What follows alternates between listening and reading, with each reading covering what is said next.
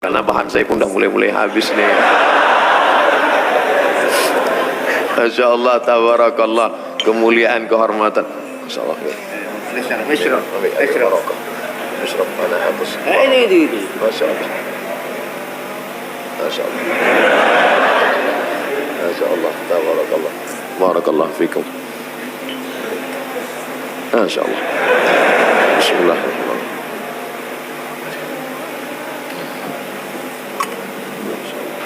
Bismillah.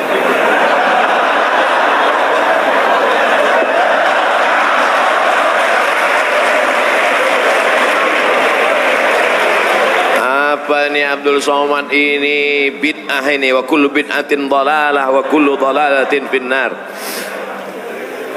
Asma binti Abi Bakar menyimpan qirbah, kulit kambing tempat minum Rasulullah sallallahu alaihi wasallam. Setelah Rasul meninggal, qirbah itu disimpan oleh Asma binti Abi Bakar. Lalu kemudian kalau dia rindu kepada Nabi, dia tuangkan air, dia minum bekas mulut Nabi sallallahu alaihi wasallam. Itu kan Nabi, ini bukan Nabi. Al-ulama warathatul anbiya. Mereka punya silsilah keilmuan sanad sampai ke kiai, dan beliau belajar di kota Al-Madinah Al-Munawwarah. Mereka minum air Zam-Zam, mereka tinggal di tempat tinggal Nabi, mereka salat di Taman Raudhah, tempat salat Nabi, mereka mengambil ziarah ke makam Nabi, mereka ziarah ke makam Nabi. Abdul Somad ziarah ke Fir'aun. Mereka minum air Zam-Zam, Abdul Somad minum sungai Nil.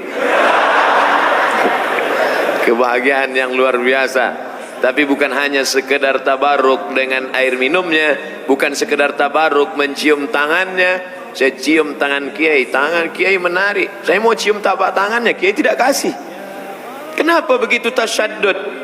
Bagaimana Anas bin Malik bercerita, aku cium tapak tangan Nabi, atyabu min rihil miski, lebih harum dari semerbak kasturi, dan lebih halus dari sehalus sutra yang paling mahal. Bagaimana mungkin Anas bin Malik bisa bercerita itu kalau dia tidak pernah mencium tapak tangan Nabi SAW? Jadi kalau ada orang melihat, apa nih Ustaz Abdul Somad, salamnya kok tasaddud begitu, saya ada dalilnya. Bagi yang nggak mau ya nggak apa-apa, tapi jangan ejek saya. Nggak ada yang ngejek Pak Ustaz, mana tahu ada. Ini kan sekarang ini memang luar biasa ini. Kadang video kita pun hari ini, beberapa hari ini tersebar video Abdul Somad mengharamkan catur. La ilaha illallah Muhammadur Rasulullah. Padahal kita di pondok musabaqah syatranj. Nggak ada musabaqahnya. Itu kan ceritanya tahun 2017. 2 tahun yang lalu ada yang bertanya, bagaimana Pak Ustadz, suami saya main catur sampai nggak nyari nafkah, sampai nggak sholat.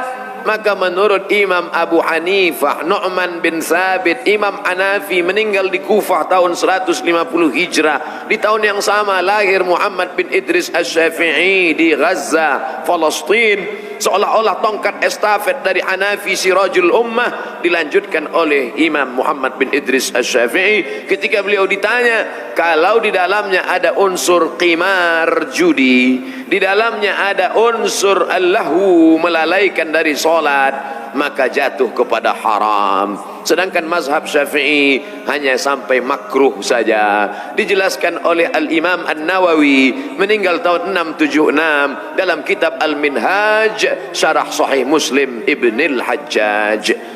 Ustaz kok hafal ya? Orang itu terus yang disampaikan. Tapi ternyata ada orang bukan gagal paham. Kalau orang gagal paham, kita kasih paham, insya Allah dia paham. Tapi sekarang ada orang yang cari makannya ya dari gagal paham itu. Akhirnya ditulis, dipotong, diobrak-abrik untuk diviralkan, menghujam orang, mencaci maki. Tapi dia lupa, ada orang berkata bad news, good news. Itu hanya menambah viral saya aja sebetulnya. Akhirnya orang nanya lagi, saya jelaskan. Akhirnya orang nonton lagi, tanpa saya sebut pun orang mencari-cari mana dia. Akhirnya kata cari yang kewot, yang paling tinggi adalah Somad catur, Somad catur, Somad catur. Jangan lupa, apa kata kiai yang paling saya pegang tadi, Abdus Samad, jangan sampai takut kepada selain Allah dan jangan sampai berharap kepada selain Allah. Ar-raja wal khauf, saya pegang sampai mati, Kiai. Jangan sampai takutmu salah alamat kepada selain Allah, dan jangan sampai harapmu kepada manusia membuat engkau lupa berharap kepada Allah Subhanahu wa taala. Dan ini sanadnya muttasil. Saya bisa berkata sekarang haddatsani. Kebahagiaan yang tidak terhingga bukan hanya sekedar berjumpa dan mengambil barakah, tapi juga mengambil pelajaran, mengambil ilmu, mengambil manfaat. Maka selagi masih di sini, selagi pada usia-usia belajar, dulu kalau dikasih didengar sekali saja insya Allah hafal. Untuk membaca menghafal itu insya Allah sekali, 2 kali, 3 kali baca sambil lari-lari di depan kelas.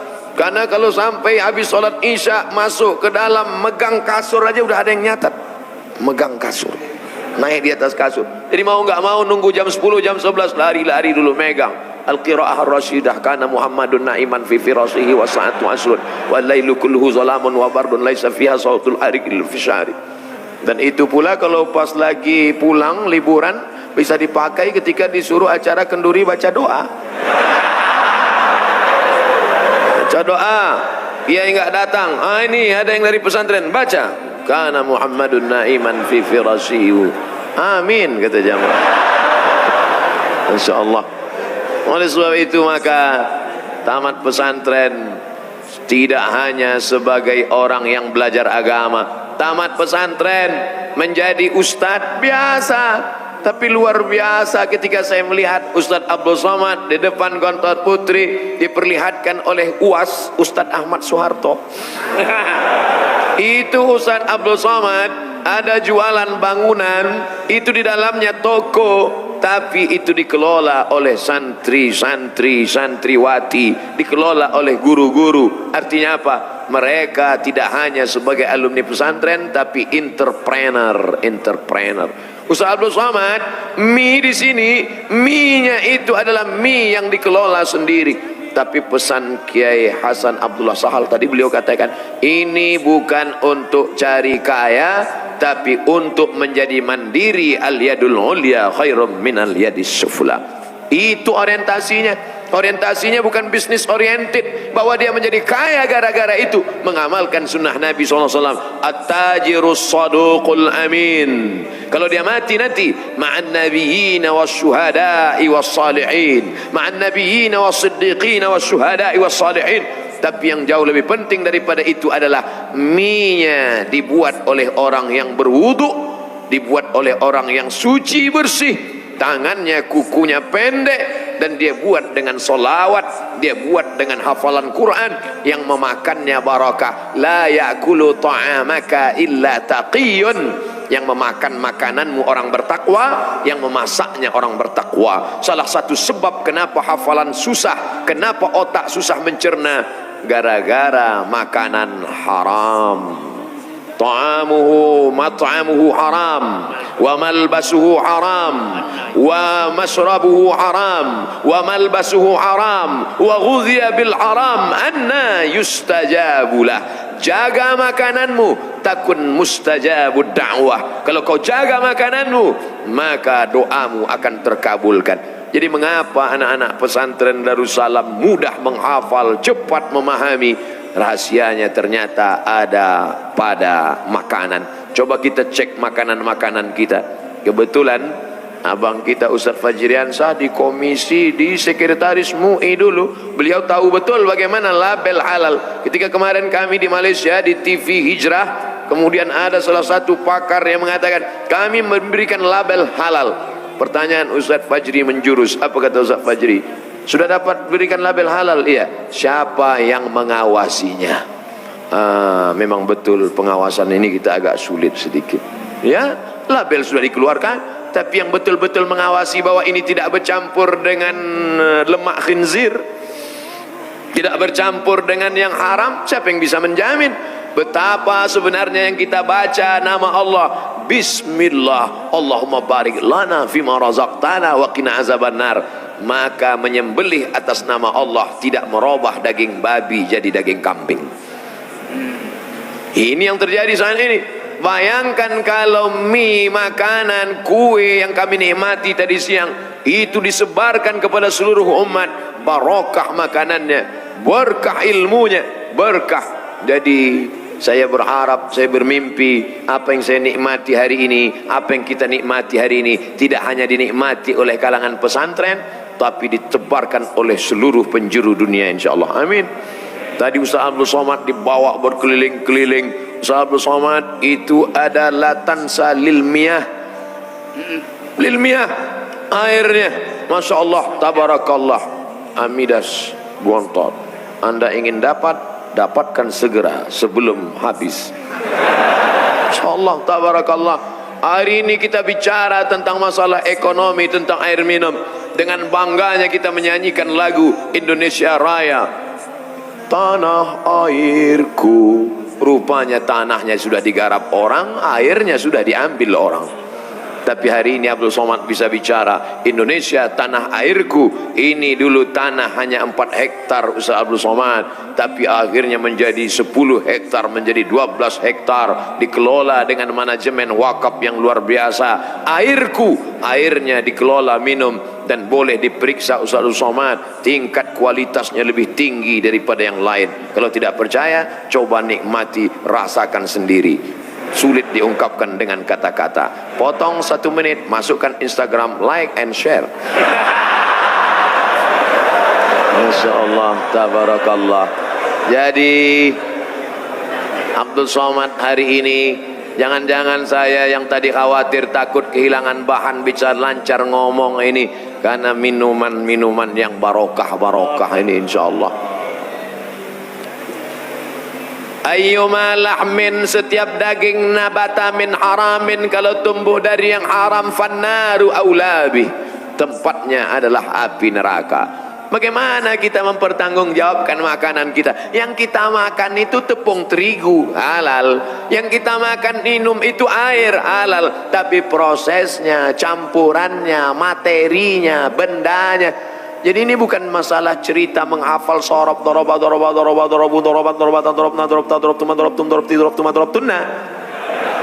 tapi ini adalah bagaimana ilmu menjadi barokah.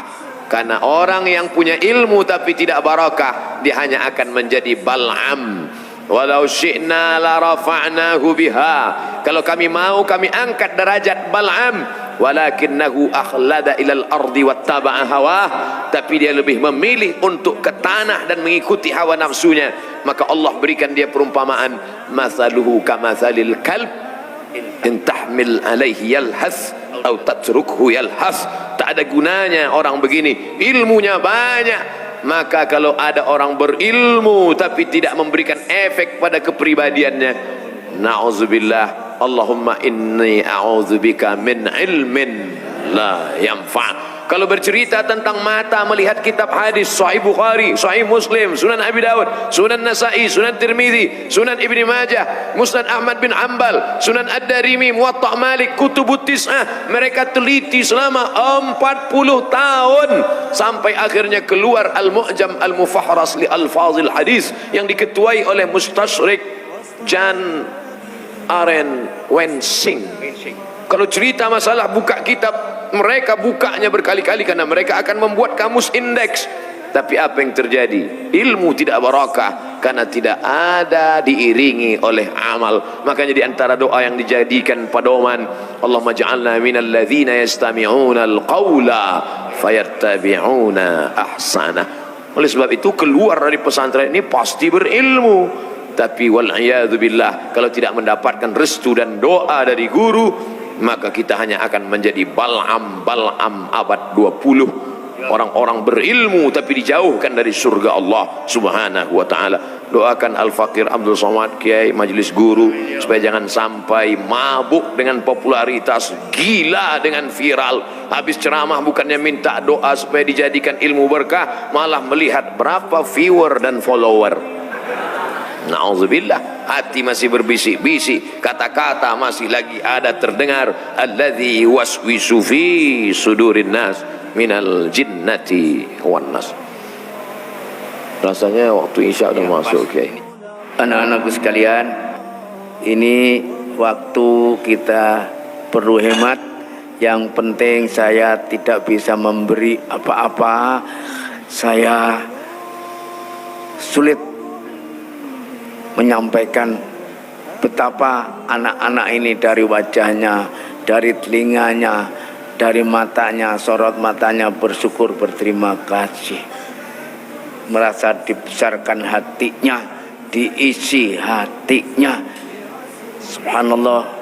Insya Allah seperti nanti yang insya Allah yang akan disampaikan, anak-anak ini menjadi santri generasi khair ummah. Jazakumullah khairan, jazakumullah khairan. Coba ditambah 5 menit.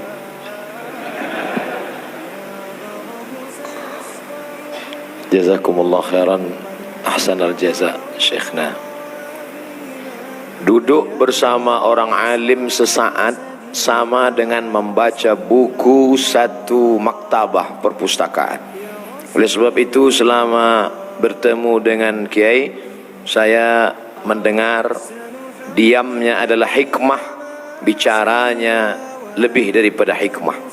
Oleh sebab itu apa yang dapat Ustadz simpulkan selama bertemu ini banyak sekali. Begitu banyak ayat-ayat yang selama ini saya baca, saya tahu terjemahnya, tapi berlalu begitu saja. Tapi begitu dibukakan rahasianya, Abdul Samad, engkau akan menemukan surga di sini. Bukankah surga itu di akhirat? Bagaimana cara masuk surga di sini? Wadkhuli jannati. Masuk ke dalam surga aku. Bagaimana mungkin kita masuk ke dalam surga Allah? Bagaimana caranya? Fadkhuli fi ibadi. Ini disampaikan Nabi dulu. Apa kata Nabi? Idza marartum bi riyadil jannah farta'u. Kalau kamu lewat di taman-taman surga, makan dan minumlah kamu. Kata sahabat Nabi, mana ada surga di dunia ya Rasulullah? Bagaimana mungkin kami bisa makan dan minum? Kata Nabi, ada taman surga. Mana dia? Majalisuz zikr. Dalam riwayat, fi riwayatin ukhra, halaquz zikr, halaquz zikr, halaqah, haliquz zikr, halaqah zikir. Ternyata ada surga di dunia. Waliman khafa maqama rabbih jannatan. Nanti mala a'yunun ra'at wala udhunun sami'at wala khatar ala qalbi bashar. Yang di sini yang mana? Ketika berada wadkhuli fi ibadi wadkhuli jannati. Ketika berada di tengah hamba-hamba yang saleh, terasa bersama ketika berada di dalam surga. Tapi syaratnya mundur lagi ke ayat yang sebelumnya, ya ayyatuhan nafsul mutmainnah. Orang yang jiwanya sudah selamat dari ammaratum bisu, selamat dari lawamah, sudah sampai kepada mutmainnah. Siapa itu? Orang yang mampu berkata, ya ayyatuhan nafsul mutmainnah, irji'i ila rabbiki. Tidak akan menemukan mutmainnah kalau tidak bersandar kepada Rabb. 4 poin. Sandarkan kepada Rabb, menjadi jiwa yang mutmainnah. Kalau sudah itu ditemukan bersama dengan ibadi, maka merasakan jannati.